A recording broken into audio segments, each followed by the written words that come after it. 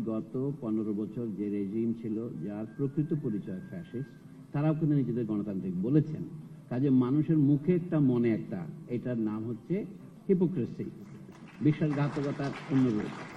কাজে এখন আমি যে গণতন্ত্রের কথা বলছি, সেটা যে তার চেয়ে আলাদা প্রমাণ করার জন্য আমার একটা মাপকাঠি দরকার, সেটা হচ্ছে সমতা অথবা ন্যায়।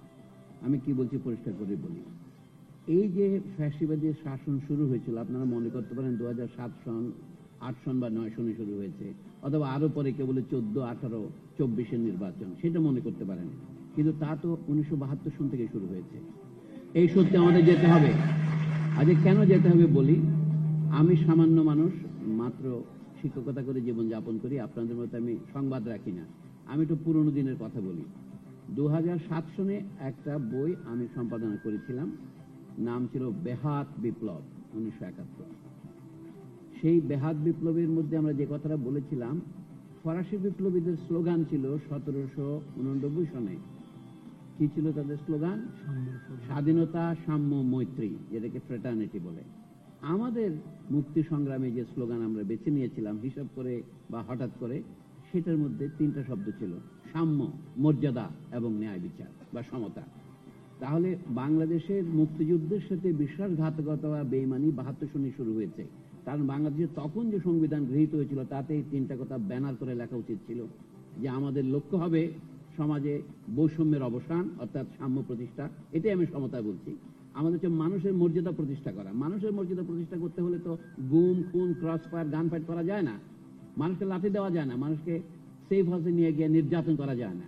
এই নির্যাতনের বাংলা কি হবে? টর্চারের আরেকটা শব্দ লাগে, এটা হলো পাশবিক নির্যাতন। মানুষ পশুকে যেভাবে নির্যাতন করে, পশুকে নির্যাতন করা অন্যায়। কিন্তু মানুষকে যখন আপনি আর মানুষ গণ্য করেন না, তখন তাকে আপনি পশু হিসেবে পিটাতে থাকেন। এখন সেই মাপকাঠি কি করে আসছে? একটু অতি সংক্ষেপে বলছি আমি। কোনো মানুষকে যদি আপনি মানুষ মনে করেন, তাহলে তো তাকে মানবিক মর্যাদা হানি করতে পারেন না। তখন আপনাকে যে আমার দল করে না বা যে আমার মতবাদে বিশ্বাসী নয়, সে তো মানুষই নয়, এবং সুতরাং তাকে নির্যাতন করা ন্যায়নিষ্ঠ। এইটা তারা বিভিন্ন গোয়েন্দা সংস্থার কর্মচারীদের শেখায়। এবং একজন মানুষকে নিপীড়নের সময় এই লেসনটা আমরা মার্কিন যুক্তরাষ্ট্রের কাছ থেকে পেয়েছি। আফগানিস্তানের যে সমস্ত তালিবান যোদ্ধা তাদের কাছে ধরা পড়েছিল, তাদেরকে তারা কিউবার গুয়ান্তানামো বেতে নিয়ে গেছেন, এবং সেখানে তারা তাদের কিভাবে অত্যাচার করেছেন তাদের নাম দিয়েছে কি? যেহেতু তাদেরকে প্রিজনার অফ ওয়ার বলা হয়নি, তাদের বলা হয়েছে এনিমি কম্ব্যাটেন্ট। আজকে কম্ব্যাটেন্ট এনিমি হয়, নিজের পক্ষে হয় না। সুতরাং তাদেরকে তারা আন্তর্জাতিক মানবাধিকারের সমস্ত নিয়ম মাপকাঠি লঙ্ঘন করে অত্যাচার করেছে। সে কাহিনী আমরা সবাই জানি। আবু গারায়েব কারাগারের ছবি পৃথিবী ছড়িয়ে পড়েছিল। তাহলে যেখানে মাছের পর্যন্ত মাথা থেকে শুরু হয়, তো আমাদের মুরব্বী দেশ, যাকে আমাদের দেশ অনুসরণ করে, আপনারা যে সংস্থার প্রতিনিধিত্ব খানিকটা হলেও করেন, যদি বা সম্পূর্ণ, পিন্টু বলল নিয়ন্ত্রণ মুক্ত, তারা যে কাজ করেছে, এবং সেইটাই কিন্তু আমাদের ফ্যাসিস্ট রেজিমগুলো অনুসরণ করেছে, এটা অস্বীকার করা যাবে না। এখন আমি নতুন বাংলাদেশে চাই যে আমাদের এই দাসত্ব, এই অন্ধ অনুকরণ, প্রভুভক্তি বন্ধ করা উচিত আমাদের। 2 নম্বরে আমি বলবো, এখন আমি নিজের পেশায় আসি। আমি 40-41 বছর ধরে শিক্ষকতা করি। আপনারা বলুন, আমি একটা নাম ধরে বলছি, ঢাকা বিশ্ববিদ্যালয় শিক্ষক সমিতি গত 15 বছরে কি ভূমিকা পালন করেছে এটা বলুন। তাদের কি বিচার হওয়া উচিত নয়? আমি শুধু তাদের কাকে চাকরি দেবে, কাকে চাকরি দেবে না তা নয়, তারা যে সমস্ত নির্লজ্জ প্রেস রিলিজ দিয়েছে, অর্থাৎ ছাত্র আন্দোলনের বিপক্ষে গিয়ে তারা দাঁড়িয়েছে অফিসিয়ালি, তারা কিন্তু এখনো বহাল তবিয়তে আছে। আমাদের এই আপা যে দাবি করেছেন প্রত্যেকটা অপরাধীর বিচার হওয়া উচিত, এরকম হরে ধরে পাইকারি মামলা হওয়া উচিত নয়। তাদের কোন দেশের সার্বভৌমত্ব আছে কিনা তার প্রধান মাপকাঠি হচ্ছে সেখানে ন্যায় বিচার আছে কিনা। আপনি যদি ন্যায় বিচার জনগণের জন্য নিশ্চিত করতে না পারেন, আপনার ক্ষমতায় বসারও অধিকার নাই, আপনি বসতেও পারবেন না। এখন আমি যে সাময়িকভাবে জনগণ আমাদের বিশ্বাস করে যে আমানত দিয়েছে, আমি অন্তর্বর্তীকালীন সরকারের কথাই বলছি, সেই আমানত যদি আপনি বিচার করতে না পারেন, অন্তত বিচারের উদ্যোগ নিতে না পারেন, তাহলে কিন্তু আপনি আমানত খেয়ানত করলেন। এই জন্য আমাদের সামনে এই অগ্নি পরীক্ষা আছে। প্রথম কর্তব্য হচ্ছে বিচার, দ্বিতীয় কর্তব্য হচ্ছে, আমি বলবো এটা আমেরিকানদের কথা বলি, আমেরিকানদের যে সমালোচনা করার দরকার সেটা করলাম। কিন্তু 1945 সনের যুদ্ধ শেষ হবার পর আমেরিকানরা পৃথিবীর সামনে 4টি আদর্শ তুলে ধরেছিলেন। কি সেগুলো কি ছিল? Freedom of thought, freedom of religion, and freedom from want, freedom from fear. এই চারটা ধরেন মার্কিন দেশের ডক্ট্রিন, আমাদের দেশে সেই ন্যূনতম দাবিগুলিকে বাস্তবায়িত হয়েছে। দুটো হচ্ছে আমাদের এখানে রিলিজন এখানে একটা কথা হচ্ছে, আমরা নতুন বাংলাদেশে এমন কিছু চাই না কোন ধর্মকে নিপীড়ন করা হবে, কোন জাতিকে নিপীড়ন করা হবে, এটা চাই না। আগে কথা বলা হতো আওয়ামী সরকার বাংলাদেশের মুক্তিযুদ্ধের সাথে বেইমানি করেছে, তার প্রমাণ হচ্ছে লিখছে বাংলাদেশের নাগরিকগণ বাঙালি বলে পরিচিত হইবেন। এটা তো ফ্যাসিস্ট মতাদর্শ, এটা হলো জার্মান ফ্যাসিস্টদের মতাদর্শ যে দুনিয়ার ডয়চল্যান্ড উবার আলেস, আমরা বলি বাংলা ল্যান্ড উবার আলেস, এটা তো ফ্যাসিস্ট মতাদর্শ। বাংলাদেশের জনগণ বলতে হবে আমাদের জাতি, ধর্ম, বর্ণ অথবা অন্য কোনো বৈষম্য চিহ্নমূলক নির্বিশেষে সকল জনগণের রাষ্ট্র এটা। এটা হচ্ছে আমাদের নতুন বাংলাদেশের প্রথম শপথ। তারপরে দ্বিতীয় হচ্ছে এখানে আর কোনো গুম খুন অথবা ক্রস ফায়ার হবে না। সামরিক বাহিনীর অবসরপ্রাপ্ত কর্মকর্তা যাদেরকে হত্যা করা হয়েছে ক্রস ফায়ারের ফান্দে ফেলে, তার বিচার এখনো হয়নি। তাহলে আমরা বুঝতে পারি ফ্যাসিজম জিনিসটা হাওয়া থেকে আসে না, আকাশ থেকে নাযিল হয় না, এটা আমাদের মধ্যে থেকে উদ্ভূত হয়েছে। সেটার বিরুদ্ধে আমাদের লড়াই অব্যাহত রাখতে হবে। আমরা যে লড়াই করেছিলাম, যে বেহাত বিপ্লব 1971 বইটা যখন আমরা প্রকাশ করলাম, আমরা নানা প্রতিরোধের মুখোমুখি হয়েছি, কিন্তু দেখি যে এখন তরুণেরা এটা পড়ছে। সেইখানে বিশ্লেষণের মূল প্রবন্ধটা ছিল আমাদের শিক্ষক আহমদ সোফার লেখা বাংলাদেশের রাজনৈতিক জটিলতা। এখনো তরুণ যারা জেন জি বলছেন তাদেরকে বলে যে ওই প্রবন্ধ পড়ে দেখেন, যে বাংলাদেশের বর্তমান ফ্যাসিজমের উৎপত্তি হয়েছে মুক্তিযুদ্ধ যারা করে নাই তাদেরকে মুক্তিযুদ্ধের জনক বলছেন, এবং যুদ্ধ যারা পরিচালনা করছেন তাদের নাম নাই। এই বেইমানিটা করতে হবে। আজকের বিকৃতি শুরু হয়েছে আমাদের যে ভিত্তি গোড়ার মধ্যেই, ইতিহাসকে বিকৃতি। আরেকটা বলি, আপনারা তা কেউ কেউ এটা নতুন বাংলাদেশ বলছেন, এবং তরুণেরা যদি বলেন এর দ্বিতীয় স্বাধীনতা, আমরা তাদেরকে আপত্তি করতে পারি না, কারণ স্বাধীনতা আমাদের হাত থেকে চুরি হয়ে গিয়েছিল। এটা শুধু আমার তৈরি করা কথা নয়, এটা তৎকালীন আওয়ামী লীগ সরকারের পরিকল্পনা কমিশনের সদস্য অধ্যাপক আনিসুর রহমানও বলেছিলেন, উনি অপহৃত বাংলাদেশ, বাংলাদেশ চুরি হয়েছে। কি চুরি হয়েছে? স্বাধীনতার চুরি হয়েছে। তাহলে সেটা আমরা পুনরুদ্ধার করেছি। আমাদের তরুণদের কাছে আমরা চিরদিনের জন্য ঋণী, তারা আমাদের হারানো স্বাধীনতা ফিরিয়ে পাওয়ার পথে সাহায্য করেছেন। এখন বলি আমি, আমাদের ইতিহাসের ক্ষেত্রে যে পুকুর চুরি হয়েছে সেটা কি? ব্রিটিশ শাসনের অবসান এই দেশে কয় তারিখে হয়েছিল? আমরা সেটা কোনদিন সেলিব্রেট করি না। 15ই আগস্ট, 14ই আগস্ট, 2 তারিখেই 1947 সনে হয়েছিল। একটা ভারতের স্বাধীনতা দিবস, ভারতীয়রা আবার ব্রাহ্মণ, ওরা কুষ্টি না দিকে স্বাধীনতা দিবস ঠিক করে না, তাই 15ই আগস্ট করেছে, আর পাকিস্তান করছে 14ই আগস্ট। বাংলাদেশে এখন 14 আগস্ট আমরা নীরবতা পালন করি। আমরা কি প্রথম সেদিন স্বাধীন হই নাই? ব্রিটিশ শাসনের অবসানে দেশে কিন্তু স্বাধীনতা আমরা প্রতারিত হয়েছিলাম বলে 71 সেই স্বাধীনতা আবার উদ্ধার করেছি। তাহলে ওইটাই যে দ্বিতীয় স্বাধীনতা। তাহলে এবং 24-এর 5ই আগস্টের স্বাধীনতা তৃতীয় স্বাধীনতা। মানে স্বাধীনতার মধ্যে পর্যায় আছে, আমাদের জিনিসটা বুঝতে হবে। আমাদের ফ্যাসিবাদী আমলে যেটা করা হয়েছিল, যেন বাংলাদেশের ইতিহাস শুরু হয়েছে 1952 সন থেকে। 1952 সনের প্রতি পরম শ্রদ্ধা প্রকাশ করে আমি বলছি, আমাদের ইতিহাস ব্রিটিশ বিরুদ্ধে স্বাধীনতা সংগ্রামে আমাদের মুক্তির মন্দির ও সোপানতলে আমরা কি শতপ্রাণ বলি দেই নাই? তার কোনো উল্লেখ নাই। যেন এই ঘটনা ঘটে নাই। এই দেশে 1857 সনে সিপাহীদেরকে আনটা করে ফাঁসি দিয়ে মারা হয়নি, সেটার কোন সেলিব্রেশন রাষ্ট্র আছে? 1957 সনে, আমার যে বছর জন্ম তার আগের বছর, এইখানে সমস্ত পত্রিকা, ইত্তেফাক বলেন, পাকিস্তান অবজারভার বলেন, সবাই বিশেষ সংখ্যা বের করেছিল 1857 সনের ভারতীয় প্রথম স্বাধীনতা সংগ্রামের সেলিব্রেশন হিসেবে, যেটাকে পাকিস্তান করেছিল গ্রেট রেবেলিয়ন বলে, ইন্ডিয়া করেছে 1857 বলে। কিন্তু 2007 সনে আমরা গুটি কয় শিক্ষক এবং ছাত্র মিলে টিএসসিতে 150 বছর পালন করেছি। রাষ্ট্রীয়ভাবে কোনো পত্রিকা বিশেষ সংখ্যা বের করেনি। একেই বলে আসল ফ্যাসিবাদ। ইতিহাসকে ভুলিয়ে দিচ্ছে মানুষকে, যেন মনে হচ্ছে 1952 সন থেকে শুরু হয়েছে। 52 সন মিথ্যা নয়, 71 সন মিথ্যা নয়, কিন্তু যখন আপনি তাকে তার গোড়ার পা দুটা কেটে দিয়ে বলেন এই হচ্ছে আমাদের ইতিহাসের শুরু, তাহলে আপনি যে অন্যায় করেন, এটা ইতিহাসের প্রতি অন্যায় নয়, এটা ভবিষ্যতের প্রতি অন্যায়। আমি বারবার একটা কথা আওড়াই, এক বিদেশি পণ্ডিতের কথা, যে ইতিহাস মোটেও অতীত নয়, ইতিহাস হচ্ছে বর্তমান। তবে বর্তমানে দাঁড়িয়ে অতীতের যেটুকু আপনি স্মরণ করেন সেটা ইতিহাস। তাহলে আপনি কোনটা স্মরণ করবেন, কোনটা স্মরণ করবেন না, এটা আপনি ঠিক করেন। জন্য বলে আমি নতুন বাংলাদেশে আমরা চাই আমাদের চিন্তার, গবেষণার, পড়াশোনার স্বাধীনতা, যেটা বাংলাদেশের বিশ্ববিদ্যালয়গুলোর মানে তো কমে যাচ্ছে কেন? আমাদের এটাকে বাড়াতে হলে আমাদের সেই চিন্তার স্বাধীনতা দরকার। আচ্ছা, বিশ্ববিদ্যালয়ের শিক্ষকরা যদি এইভাবে সাংবাদিকদের চেয়ে আরো অধমভাবে পূর্বাচলের প্লটের জন্য আপনার দালালি করে, তো সেই দেশে তো কোনো ভবিষ্যৎ থাকতে পারে না। তাদের সাথে পড়ে আমরা কি শিখবো? এরা তো উচিত শিক্ষক নয়, এদেরকে উচিত শিক্ষা দিতে হবে।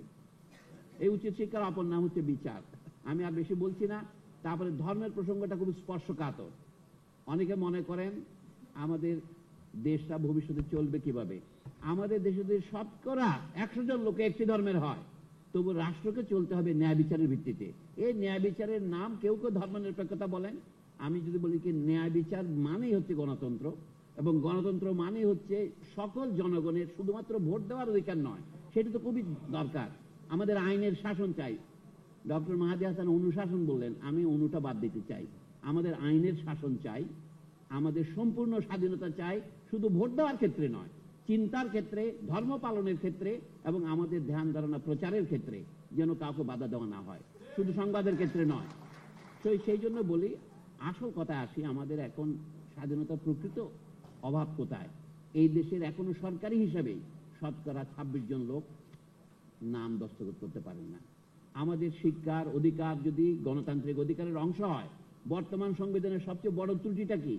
যেই অধিকারগুলোকে আমরা বলবো মানুষের শিক্ষা, স্বাস্থ্য, বাসস্থান প্রভৃতি মৌলিক অধিকার, এগুলি এখন রাষ্ট্র পরিচালনার মূলনীতি হিসেবে রাখা হয়েছে, যেগুলো দাবি করে আপনি আদালতে যেতে পারবেন না। কিন্তু দুনিয়া বদলেছে গত 80 বছরে, জাতিসংঘ বদলেছে, এই দাবিগুলো এখন আদায়যোগ্য। সুতরাং যদি আপনি শিক্ষার ক্ষেত্রে কোন রকমের সার্বজনীনতা না আনতে পারেন, তাহলে দেশে গণতন্ত্র হবে কিভাবে? এটা অসম্ভব। স্কুলে কেন আমাদের ছেলে মেয়েদেরকে পয়সা দিয়ে ইন্টারমিডিয়েট পাস করতে হবে? দুনিয়ার সব দেশেই বুনিয়াদী শিক্ষা সম্পূর্ণ অবৈতনিক, শুধুমাত্র সমাজতান্ত্রিক দেশে নয়, যেগুলো ধনতান্ত্রিক দেশ সেখানেও। এবং আমাদের জাতিসংঘের দাবিও চাই যে শিক্ষা হবে অবাধ এবং একটা নির্দিষ্ট পর্যায় পর্যন্ত অবৈতনিক, তা হচ্ছে দ্বাদশ শ্রেণী পর্যন্ত। এবং তারপরেও পেশাগত শিক্ষার ক্ষেত্রেও যার যেটা ইনক্লাইনেশন সেইভাবে সে পেশা নেবে, এবং ইচ্ছা করলে সে পেশা পরিবর্তন করতে পারবে। আমাদের সেই স্বাধীনতা নেই। যে কথাটা আপনি বললেন আমাদের ছেলেমেয়েরা বিদেশ চলে যাওয়ার জন্য উন্মুখ হবে না, হবে না কেন? আমি তো এখানে তাদের জন্য কোনো আশার প্রদীপ জ্বালাতে পারিনি। আসুন আমরা সেই আশার প্রদীপ জ্বালাই। শিক্ষা, চিকিৎসা, এমন ঢাকা শহরের মতো শহর, এটাকে সভ্য শহর মনে করেন আপনি? এখানে একটা রেল লাইন বসাইছেন 9 মাইল বা 16 কিলোমিটার, আপনি এটা বললেন যে মেট্রো রেল করে আমি পৃথিবীর পর্যায়ে নিয়ে গেছি। কিন্তু সাধারণ ঢাকায় গণপরিবহন ব্যবস্থা করার মতো অর্থ আমাদের নেই। যখন জাতীয় শিক্ষা ব্যবস্থায় জাতীয় আয়ের শতকরা 6 ভাগ ন্যূনতম খরচ করার যে বিধান আজকে 50 বছরেরও বেশি আগে জাতিসংঘ দিয়েছে, সেটা বাংলাদেশে কখনো 2% বেশি খরচ করা হয়নি। তাহলে এই যে দিনের বেলা এই যে পুকুর চুরি বলে যে আমাদের পয়সা নেই, তো আপনি পদ্মা সেতুর উপর রেল লাইন বসালেন কিভাবে? পয়সা না থাকলে তো পারতেন না। ধার করা পয়সা হলো আমাদের কিন্তু দিতে হবে। এটা এক জায়গায় আপনি 4 গুণ খরচ করেছেন, আমাদের তো শোধ করতে হবে। কিন্তু কই, আপনি প্রাথমিক বিদ্যালয়ে এখন স্কুল ফিডিং প্রোগ্রাম করতে পারেননি। আমি দ্বাদশ শ্রেণী বাদ দেন, আপনি 6ষ্ঠ শ্রেণী পর্যন্ত এখনো সবাইকে শিক্ষিত করতে পারেননি। গ্রাম থেকে একজন রোগী, একজন প্রেগনেন্ট মহিলা, তার জন্য অ্যাম্বুলেন্স নাই, কিন্তু আমাদের কি চিকিৎসা ব্যবস্থা আছে আমরা জানি না। তাহলে শিক্ষা এবং চিকিৎসা জড়িত, খাদ্য জড়িত। তাহলে যদি সত্যিকার অর্থে আমরা মানবাধিকারের কথা বলি, আমি মানবাধিকার কথা যদি বলতে চাই, আমরা নাগরিকদের কথাটা কেন ভুলে গেলাম? সংবিধানে যেটাকে ফান্ডামেন্টাল রাইট বলেছে, নাগরিক অধিকার, তাতে আমেরিকানদের প্ররোচনায় আমরা মানবাধিকার কথাটা বলা শুরু করেছি। মানবাধিকার প্রধান ত্রুটি হচ্ছে কাকে আপনি মানবগণ্য করবেন, কাকে মানবগণ্য করবেন না, সেই স্বাধীনতা আপনাকে দেওয়া হয়েছে। যদি বা জাতিসংঘের যে আন্তর্জাতিক মানবাধিকারের ঘোষণাপত্র, তাতে লেখা আছে সবাই যারা জন্মে গ্রহণ করেছে মানুষ হিসেবে সেই মানবাধিকার পাবে। কিন্তু আপনি একটু চিন্তা করে দেখবেন, যদি আপনার রাষ্ট্রের নাগরিক না হয়, সে কিন্তু সব মানবাধিকার পায় না। রিফিউজিদের কথা চিন্তা করেন, যারা ইউথেনাসিয়ার মৃত্যুর অপেক্ষা করছে তাদের কথা চিন্তা করেন। বহু রকমের চিন্তা পাবেন। যাদেরকে গুম করা হচ্ছে তাদেরকে ওরা মানুষ বলে ট্রিট করছে না। আপনার দেশের নাগরিক হওয়ার এই যে মার্কিন শর্ত, এটাই বর্তমান পৃথিবীতে রাষ্ট্র। ইসরায়েল দেখলেই বুঝতে পারবেন, ইসরায়েলরা বললো কি তারা ইউরোপ থেকে বিতাড়িত হয়েছে, ইহুদি হিসেবে তাদের কোনো মানবাধিকার নেই, কেননা তাদের কোনো রাষ্ট্র নাই। তখন তারা আগে রাষ্ট্র করলো, অর্থাৎ রাষ্ট্র করলে মানবাধিকার আসে। সেই জন্য আমরা বলছি, আমরা মানবাধিকারের প্রথম শর্ত আমাদের রাষ্ট্র পুনরুদ্ধার করেছি। এই রাষ্ট্র না থাকলে আমাদের মানবাধিকার থাকবে না। সেই জন্য রাষ্ট্রের যে সদস্য আমরা, অনেক আমাদের বন্ধুরা না বুঝে বিশ্ববিদ্যালয়ের শিক্ষকরা একটা ভুয়া কথা বলে আমরা কার প্রজা, আমাদের দিকে রাজা আছে। কিন্তু আমার এই মাননীয় শ্রদ্ধেয় বন্ধুরা বোঝেন না যে প্রজা সাধারণ অর্থ কি। প্রজা মানে হচ্ছে আইনের অধীন, সকলকে আইনের অধীনে থাকতে হবে। প্রধান উপদেষ্টাও আইনের অধীন, সভাপতিও মানে প্রেসিডেন্টও আইনের অধীন, সকলেই আইনের অধীন, বিধাতা সংসারের রাজা, আমরা সকলে বিধানের প্রজা, এই অর্থে ব্যবহার করি। কিন্তু এই কথাটাকে অনেকে ভুল ব্যাখ্যা করেছেন যে আমরা নাগরিক হতে চাই। তাহলে আমাদের পল্লীর লোকেরা কি করবে যদি নাগরিক হন? আমাদের উচিত দেশের সমস্ত সদস্য তার নাগরিক অধিকার, মৌলিক অধিকার ভোগ করবে। কিন্তু আমরা এটাকে ক্রমশ যখন মানবাধিকারে পরিণত করেছি, আসলে আমরা মানুষকে ছোট করে ফেলেছি। যেমন ধরেন, এইটা দিয়ে আমি শেষ করছি, 1952 সনে আন্দোলন হয়েছিল কি জন্য? বাংলা ভাষাকে রাষ্ট্রভাষা হিসেবে স্বীকৃতি দেওয়ার জন্য, মাতৃভাষা হিসেবে স্বীকৃতি দেওয়ার জন্য নিশ্চয়ই নয়। অর্থাৎ মাতৃভাষা রাষ্ট্রভাষা হবে। এখন ফ্যাসিস্ট আমলে কি হলো? আন্তর্জাতিক মাতৃভাষা দিবস করলো, শহীদ দিবসকে কার্পেট নিচে ঢুকিয়ে দিল, যেন মনে হলো যে বাংলা ভাষাকে উন্নত করা হয়েছে। অথচ বাংলা ভাষা বাংলাদেশের কোন কাজে ব্যবহৃত হয় আপনারা বলেন? না রাষ্ট্রে, না সিভিল সোসাইটিতে, আর কোথাও না। আমাদের সবকিছুর মধ্যে আপনারা বাংলা নিউজ ব্যানার করেছেন, দেখেন ইন্দোনেশিয়ার ভাষা, মালয়েশিয়ার ভাষা, ফিলিপিন্সের ভাষা এবং থাইল্যান্ডের ভাষা, শ্যাম দেশের ভাষা সাথে বাংলাকে দিয়েছেন। এটা একটা অত্যন্ত উল্লেখযোগ্য কাজ। কিন্তু আমরা পৃথিবীতে বহু জায়গায় বিবিসি থেকে বাংলা বন্ধ করে দিচ্ছে। তো বাংলাও একটা এখন বিলুপ্ত প্রায় ভাষা, মানে আন্তর্জাতিক মর্যাদার দিক থেকে। কিন্তু আপনার দেশে যদি আপনার দেশের লেখাপড়ার জন্য বাংলা ব্যবহার না করেন, আপনি তো বাংলার বিরুদ্ধে ষড়যন্ত্র করছেন। অনেকে বলে আপনি কি ইংরেজির বিরোধিতা করেন? না, মোটেও নয়। আপনি যখন ইংরেজি বেছে নিচ্ছেন, তখন সাথে সাথে আপনি বাংলাকে অপদস্থ করছেন। তাহলে বাংলাদেশেও যদি বাংলায় উচ্চ মাধ্যমিক পর্যন্ত শিক্ষা দেওয়া না যায়, তাহলে পৃথিবীর কোন দেশে দেওয়া যাবে? আপনি কোন অধিকারে বলবেন যে জাতিসংঘের ভাষা হবে বাংলা? জাতিসংঘে এখন 6টা ভাষা আছে, ইংরেজি, ফরাসি, স্প্যানিশ, চাইনিজ, রাশিয়ান এবং সর্বশেষ যোগ হয়েছে আরবি। কেন? আরব দেশের লোক সংখ্যা সব যোগ করলে বাংলাদেশের সমান হবে না, বাংলা ভাষার সমান, কিন্তু তাদের পয়সা আছে। কিন্তু আপনার তো আপনি আচরি ধর্ম অপরে শেখাও। আমি যে ভবিষ্যতের বাংলাদেশে আমি একটা জিনিসকে চাইতে পারি না, বাংলাদেশের সমস্ত সরকারি কাজ, সমস্ত বেসরকারি কাজ, সমস্ত বাড়িঘরের নাম বাংলায় হবে। আমি ইংরেজি বিরুদ্ধে না, ইংরেজিটা নিচে রাখেন, এটা আন্তর্জাতিক ভাষা। হযরত শাহজালাল আন্তর্জাতিক বিমানবন্দরে যেমন করেছেন, আপনি তেমন ভাবে প্রত্যেক জায়গায় করেন। কিন্তু আমাদের এই যে প্রাইভেট বিশ্ববিদ্যালয়গুলির কথাই বলি, আপনারা কি এটা বলতে পারেন না সবগুলোর নাম কেন ইংরেজিতে? ইংরেজিতে হলে আমার আপত্তি নাই, যদি বাংলা দেবেন। যেমন আমি যে বিশ্ববিদ্যালয়ে চাকরি করি, university of liberal arts Bangladesh, সেখানে ইউজিসির অনুরোধে তারা বাংলা নামটা লিখেছে। আপনারা সাংবাদিকরা ভালো জানেন, ব্যানার হেডলাইন কত যাবে, উপ হেডলাইন কত যাবে, বাংলাকে উপ হেডলাইন বানিয়েছে। শতকরা 90% ইংরেজিতে এটা লেখছে। জরুরি, বাহির ছাড়া আর কোনো বাংলা শব্দ নাই। ডক্টর মোবাশ্বের হোসেন বসে আছেন, আমি তার সাথে চাকরি করার জন্য গৌরবান্বিত, একসাথে চাকরি করেছিলাম। কিন্তু এই চেষ্টা করেও আমরা এটা করতে পারি নাই এখনো। এইটা মনে হচ্ছে যে উপর থেকে নির্দেশ না দিলে তারা কিছু বাংলায় করবেন না।